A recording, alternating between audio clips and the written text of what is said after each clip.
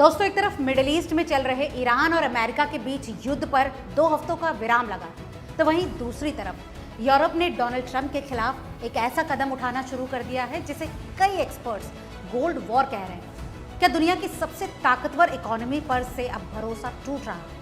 क्या न्यूयॉर्क के तहखाने में रखा हजारों टन सोना अब सुरक्षित नहीं है? और सबसे बड़ा सवाल, अगर दुनिया का भरोसा अमेरिका से हटा तो क्या आपकी जेब पर भी इसका सीधा असर पड़ेगा? दोस्तों, कहानी शुरू होती है न्यूयॉर्क से। जमीन के नीचे करीब 25 मीटर गहराई में बनी एक ऐसी तिजोरी से जिसे दुनिया का सबसे सुरक्षित खजाना माना जाता है। हम बात कर रहे हैं federal reserve bank of New York के गोल्ड वॉल्ट की। यहाँ करीब 5 लाख से ज्यादा गोल्ड बार्स रखे हैं। कुल वजन करीब 6300 टन और कीमत $1 ट्रिलियन से भी ज्यादा। लेकिन चौंकाने वाली बात यह है कि ये सारा का सारा सोना अमेरिका का है ही नहीं।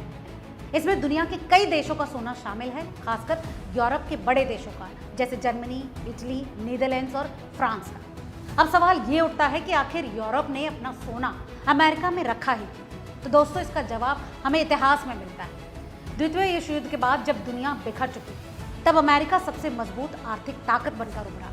डॉलर दुनिया की सबसे भरोसेमंद करेंसी बन गया और उस वक्त एक सिस्टम था, ब्रेटन वुड्स सिस्टम, जिसमें डॉलर को सोने से जोड़ा गया।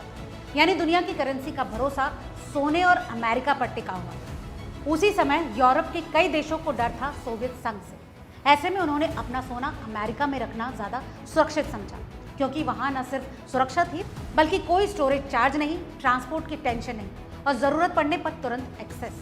लेकिन अब वही भरोसा धीरे धीरे दरक रहा और इसकी सबसे बड़ी वजह बन रहे हैं डोनाल्ड ट्रंप की वापसी, उनके बयान, उनकी अमेरिका फर्स्ट पॉलिसी और यूरोप के प्रति उनका सख्त रवैया। इन सब ने यूरोपीय देशों को सोचने पर मजबूर कर दिया है कि क्या अब उनका सोना वाकई सुरक्षित है।